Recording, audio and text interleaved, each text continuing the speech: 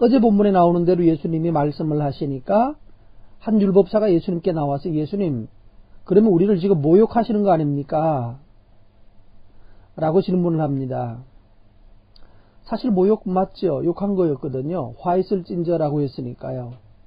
우리도 이렇게 책망을 듣거나 우리 자신의 약함에 대해서 뭔가 제대로 된 도전을 받으면 가장 좋은 방법은 그렇군요.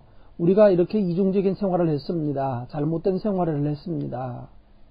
어떻게 하면 고칠 수 있을까요? 어떻게 회복할 수 있을까요? 라고 하나님 앞에서 겸손한 마음으로 말씀을 들으려고 해야 되는데, 정작 우리 마음 속에는 어떤 마음이 드는가 하면, 너는 잘하니? 너는 그러면 털어서 뭔지 안 나니? 라고 이렇게 도전하려고 하는 마음이 자꾸 생깁니다. 저도 말씀을 묵상하고 때로는 이렇게 말씀을 다른 사람에게 나누면서 이렇게 도전받을 수 있어요. 너는 그러면 잘하냐? 너는 깨끗하냐? 예, 맞습니다. 내 마음 속에도 악한 생각과 이 불순종한 마음과 거스르는 것들이 끊임없이 일어나죠. 그런데 그것을 어떻게 해야 되나요? 깨달을 때마다 그렇습니다. 내가 죄인입니다. 그러면서 어떻게 고쳐가야 될까요? 라고 물어야 되는데 변호하고 반박하려고 합니다. 여러분, 이런 함정에서부터 풀려나시기를 바랍니다. 사탄은 끊임없이 도전하고 하나님의 말씀을 거스르게 듣고, 그래서 앞에서 그렇게 말씀하셨죠. 좋은 밭의 특징은 착한 마음으로 말씀을 받는다라고 그랬는데, 우리는 착하고 좋은 마음으로 받지 않고 자꾸 거스리는 마음으로, 변호하려고 하는 마음으로, 때로는 반박하려는 마음으로 반박거리를 찾으려고 노력을 합니다. 그러자 예수님께서 또다시 말씀하시는 게 46절 말씀해 보면 네 번째 화를 말씀하시는데, 너희 율법사가들이여, 지기 어려운 짐을 다른 사람들에게 지우고 너희는 손가락도 꼼짝하지 않는다고. 다른 사람에게는 이렇게 해라 저렇게 해라 끊임없이 많이 요구하면서 실제로 자기 자신에게 적용할 것에 대해서는 아무것도 말하지 않는다고. 그래서 내 자신에게 적용할 것을 찾아야 되는데 다른 사람에게 적용할 것을 찾으려고 합니다. 이게 저 같은 목사의 약점이기도 하고요.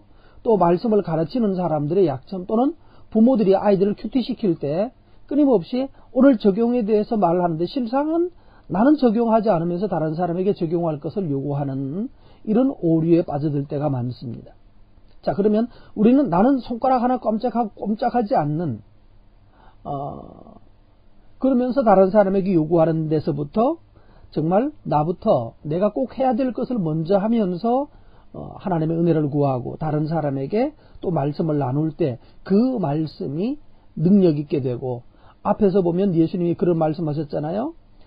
등불의 비유에서 내가 밝으면, 내 속에 있는 빛이 밝으면 그 빛을 보고, 다시 말하면 내가 적용하는 모습을 보면 그 적용하는 모습을 보고 다른 사람들이 따라올 것이다.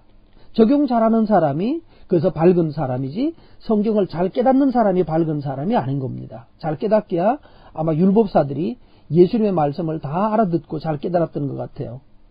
그러나 이들은 자기에게는 적용시키지 않았습니다.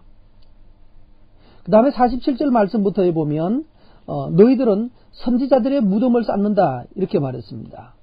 이 사람들은 끊임없이 옛날 우리 선지자 이사야께서 또 예레미야께서 에스겔께서 또 어떤 선지자께서 그러면서 선지자 얘기를 계속 가지고 오면서 자기 자신들을 선지자와 같은 입장에 두고 그렇게 설교를 하고 가르치고 했습니다.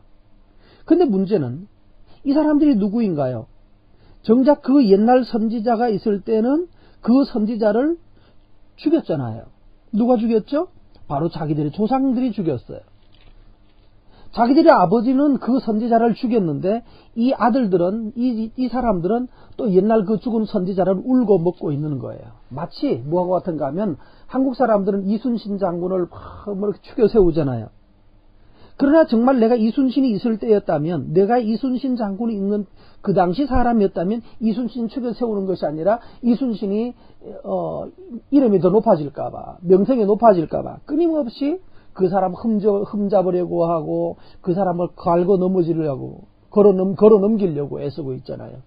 요즘 우리나라 정치하는 사람들도 보면 끊임없이 상대방 발 걸기 위해서 노력하는 거 많이 보셨잖아요. 우리 그런 사람들이에요.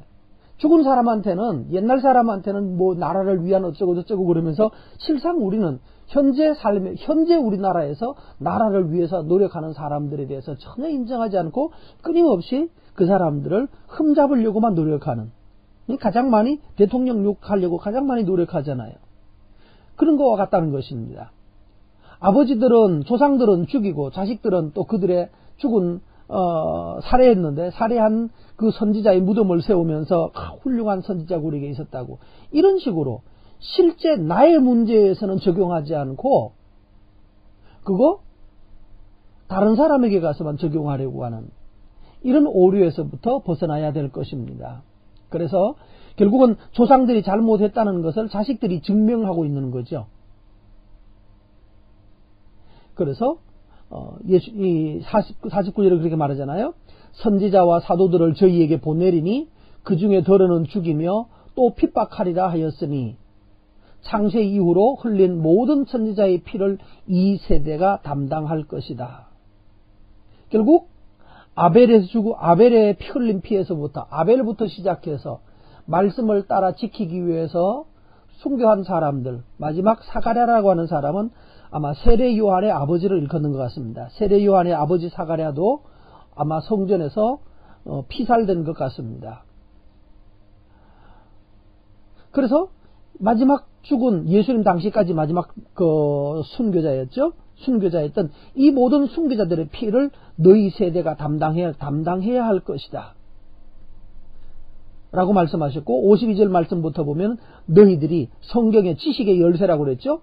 성경의 말씀의 열쇠를 가지고 있으면서 다른 사람에게도 들어가지 못하게 하고 너희 자신들도 못 들어가고 남도 못 들어가게 하고 이런 삶을 살았다 라고 말을 했더니만은 바리새인들과 또 서기관들과 이런 사람들이 막 맹렬히 달라들어서 예수님을 넘어뜨리려고, 예수님을 죽이려고 애를 쓰고 있었습니다. 여러분, 오늘 우리 저도 참 부담스럽습니다. 말씀을 다른 사람에게 전한다는 것은 부담스러운 일이지만 이 말씀을 들을 때 저도 하면서도 그러고 듣는 여러분들도 듣고 거슬리는 말씀이 있을 때 순종하려고 하는 마음을 가져야 되는데, 당신은 그러면 이 말씀이 아무 소용이 없습니다. 설령 아주 사악한 자가 나와서 이 말씀을 한다 할지라도 이것이 하나님의 말씀이면 기쁜 마음으로 듣고, 그렇습니다. 하나님, 저 사람은 가르치면서도 자기는 구원받지 못하지만 저 악한 사람이 하는 말씀을 통해서도